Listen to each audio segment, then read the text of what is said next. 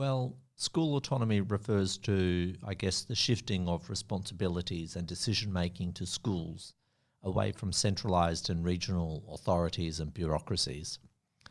It's typically applied to public systems of education and is associated with school leader or school board control over things like staffing, budgets, and the day-to-day management of schools.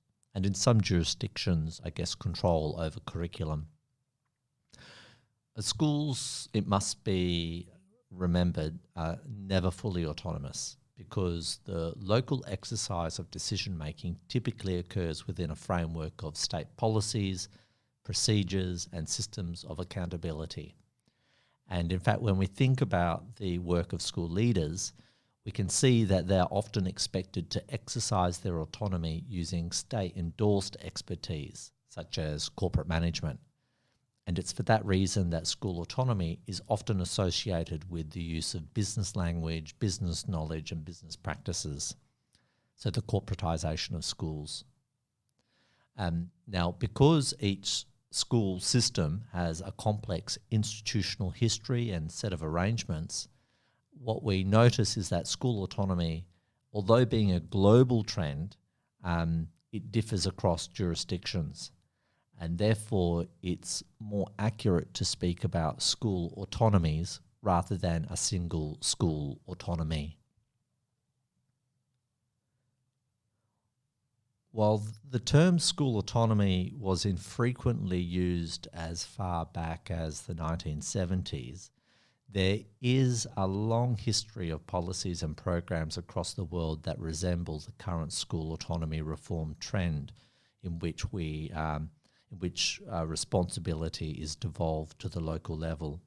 And these have come in different forms, like they've been termed decentralisation, devolution, site-based management, and school self-management. And this suggests, I think, an ongoing preoccupation with the degree of authority exercised by local public schools. Now, the term school autonomy has more recently come into common usage.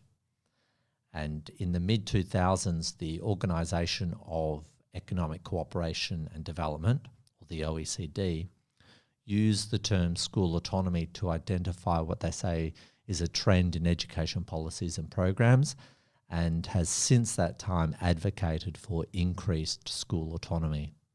So it uses international standardised test results across OECD countries to draw conclusions about the supposed positive correlation between school autonomy and student or education system performance. The message taken up around the world is that school autonomy is an effective school improvement strategy. But there is no conclusive evidence linking school autonomy per se with high system and student performance. So the story is far more complicated than what we think or what we hear. So the OECD reports, they show us that the degree and types of autonomy vary widely across countries, and that only certain features and certain combinations of these are associated with high student performance. So the OECD used 2003 PISA data to claim that only certain configurations of school autonomy within a system of performance accountability are correlated with improved academic outcomes. So it has claimed that control over budgets is not associated with improved student performance, although, and I quote the OECD here, autonomy over the budget, over salaries, and over course contents is more beneficial when measures of school accountability, especially external exit exams, hold schools accountable for their decisions. Now, a subsequent report, which analysed 2009 PISA results, found that in schools or in countries where schools have greater autonomy over what is taught and how students are assessed, schools tend to perform better. The OECD has more recently claimed school autonomy requires more than structural and organisational reform, which has been a focus of school autonomy reforms. The OECD argues that education systems must focus on building collaboration between school leaders, educators and stakeholders, that systems should ensure adequate local resourcing, a focus on improving learning and teaching, and enabling schools to be responsive to local contexts.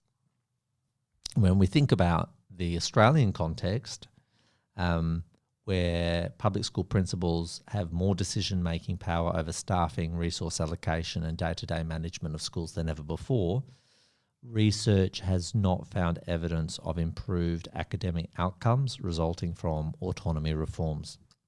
And in fact, there has been evidence of a decline in some cases of student performance. So what I would say is that without a conclusive and firm educational evidence base to support school autonomy policies, we might interpret school autonomy for how it aims to achieve certain political and ideological objectives. And so some of these objectives could be classed together. So 3 that I'm thinking of now might be using school autonomy to achieve economic efficiency by localising budget decisions, adopting business-like approaches, and establishing market-based competition between, semi-autonomous schools. Another objective might be empowering consumers and education managers while limiting the decision-making influence of education professionals like teachers and even the authority of departments of education. And another objective might be what we see as the shifting of responsibility for learning outcomes to individual schools, and seeing those educational learning outcomes as a matter of the management, the effective or ineffective management of the school as an organisation. And effectively, this abrogates governments of their responsibility for improving learning outcomes by, for instance, adequately resourcing schools in order to improve student engagement and those learning outcomes.